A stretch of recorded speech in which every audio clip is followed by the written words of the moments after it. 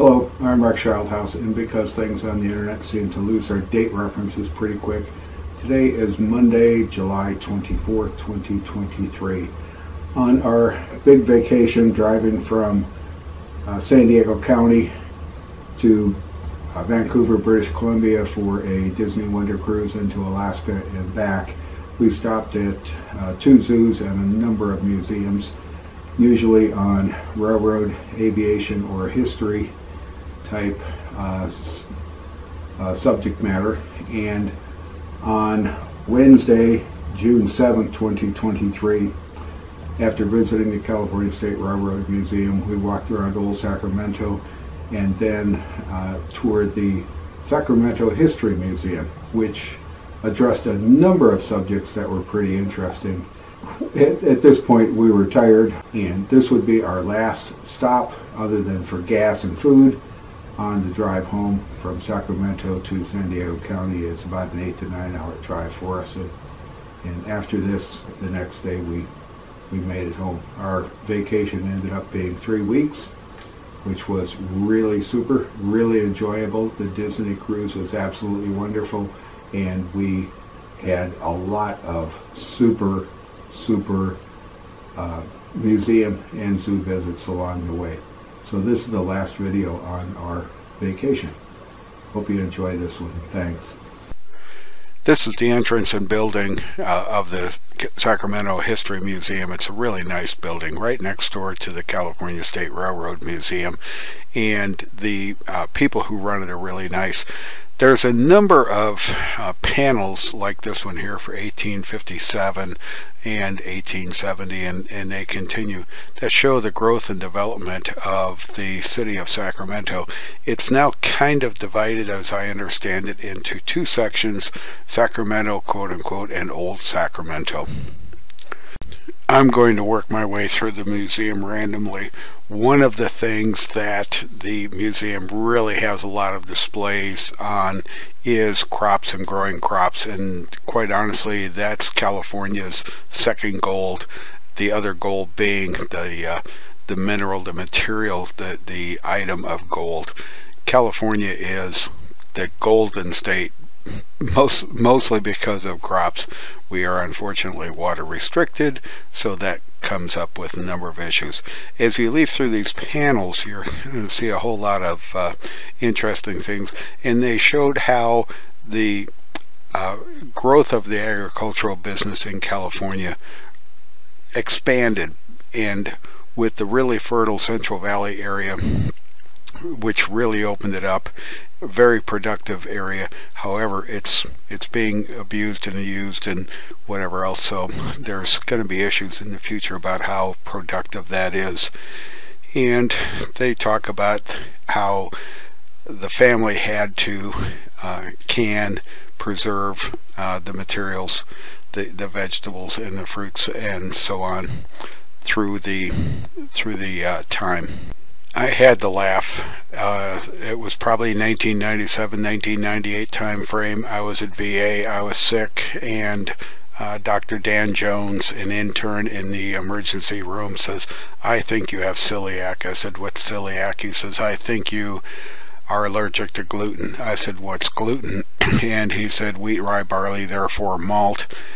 And I went, oh no, turns out he's right. And I'm in the museum, and they're talking about allergies to gluten, which is one of the most common grains, cheap and whatever else, and how they go in.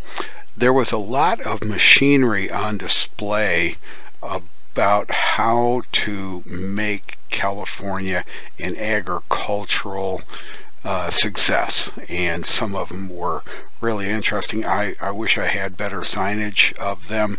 I'm going to show you some of the signage that I've got. Unfortunately, some of it's blurred. Beautiful displays of the equipment, beautifully restored. Gold, 1849, the 49ers, 1848, and the museum has a lot of information on gold and how it was found. One of the things I found interesting was they had a picture of Sutter's Mill, which was where gold was found in 1848, and the workers not being prudent, if you want to consider it that, actually used the gold to buy supplies and their own materials. One of the things that I've never found in history, mentioned in history, is that Sutter evidently had established a settlement and built a fort, and here's one of the cannons that he brought in to protect his fort. So the gold rush is on. A lot of people didn't know a lot about California, and people wrote these dime books and whatever else. Some really nice displays about how it was mined, and they show what's called a monitor, which is a hydrostatic way of mining the gold. And if you want to see this in operation, watch Clint Eastwood's movie The Pale Rider, where they're taking water and blasting the mountain away, and gold, being as heavy as it is, remains. Or you can run it through sluice boxes and you can separate it from the rocks and the other materials that are going there. It tore up. Ecologists even today have issues with this. Who mined the gold? How was the gold mined? How did you appraise it? How did you separate it? The different ways of mining the gold. And one of the things that was outside the bucket, outside the museum, was this big bucket, which was probably used to pull up the ore and then dump it in sluice boxes and sluice chutes to separate it from the gold. Melting it down so you could carry it as a convenient material, as an ingot, and how you weighed it. And there's a funny story I've got with a scale, and when I worked for a jewelry company, they had to come in and certify our scales, and the guy who certified our scale didn't know math. It was fun. A lot of information on gold mining and a lot of displays on gold mining because of the importance of gold in the state of California. One of the central exhibits inside the Sacramento History Museum was what I will call a round table of these types of panels, and there were probably 12 or 15 panels creating the full circle, and they talked about numerous evolutions, events, processes that Sacramento, now referred to as Old Sacramento, had gone through.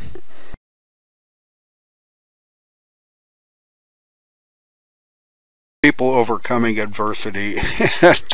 I'm laughing because maybe we should show this picture to a number of people on the Gulf Coast and in several other areas of the country.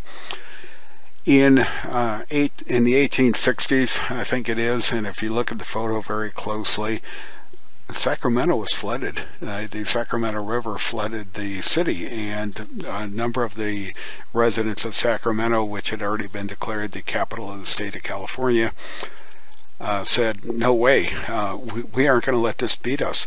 So instead of moving the town, they raised the town. Look at these photos in detail, and there's water in the streets. They raised the town, and when they raised the town, because some of the initial level floors were still available, they became a basement, and you had a walkway that you could walk over, that these lights, these not lights, these lenses allowed the light to come through. Interesting process. Maybe we should bring that back into FEMA. The Sacramento Bee, the newspaper. Newspapers were big since there were no radios, no televisions, and this is how people got information, and opening the book on California and sending off and having stories written about it and published in other areas of the country brought people. So they talk about Chapter 1, and this is one I disagree with. Chapter 1, the Mexican era of California. How about the Native American era of California being Episode 1, or even the pre-man episode of California, when California was created through tectonic plate shifts, whatever else. We'll get political here.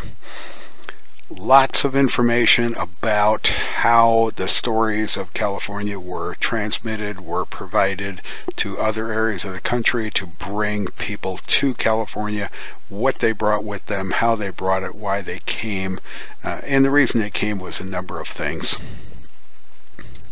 I'm a romantic. When I see a dress, I look at the dress to see what it is, and this is a beautiful dress, and it talks about it being owned by Mrs. Stanford, and that's the coach, the Stanford's the governor of the state of California during a lot of its development, rode in. And then next door, associated with this is this Conestoga wagon that was built by Jerry Haynes in memory of his wife. Different ways to come to California, different ways to travel.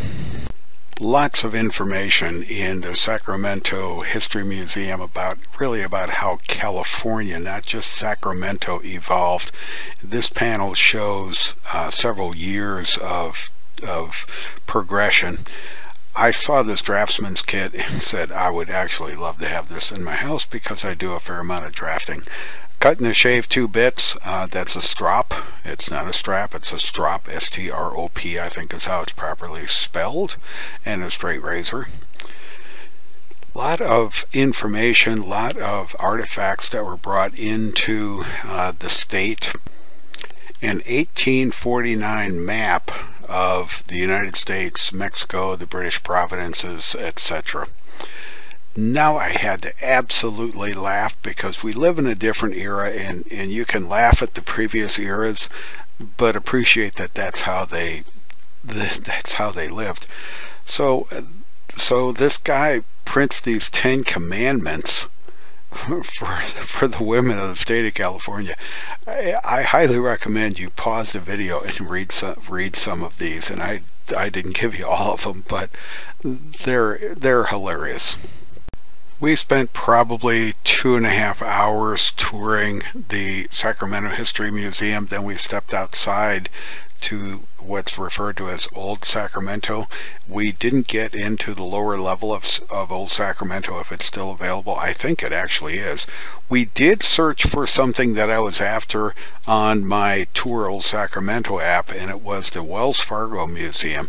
So we walked up to a guy and said, we're trying to find the Wells Fargo Museum. Our GPS and our phones tell us we're there. And he kind of laughed and he said, due to a burglary, about 5-7 years ago, the Wells Fargo Museum was closed and never reopened again. And yet on the internet, because everything on the internet is true, on the internet it still showed it as open. We showed up in time to watch a Pony Express event, and these were commemorative riders reenacting the Pony Express, which was Pony Express ride, which was pretty cool. And there are several. There's a statue for the Pony Express and this plaque. The last portion of our tour, walking around Old Sacramento, there's several locomotives and railroad cars and such parked outside the California State Railroad Museum in Old Sacramento. We just kind of cruised through them, and we walked along the Sacramento River front. I assume this is a tour boat to go up and down the river. It wasn't running when we were there. Railroad bridge, don't see a whole lot of these in Southern California. A railroad bridge over water, and this one pivots to let high ships go down. It doesn't lift or raise. And we drove past the state capitol and down some beautifully tree-lined streets, which I've kind of missed beautifully tree-lined streets. And in Ramona, we have eucalyptus. Let me tell you, they're not a beautiful tree. They're dirty. They aren't indigenous. They should have never been here. Hey, this was a fun second half of the day. At the end of this, we would spend one more night on the road in a motel in Old Sacramento, and then we would be driving home. It was a great vacation, 21 days. Thanks for watching. Hope you enjoyed the videos.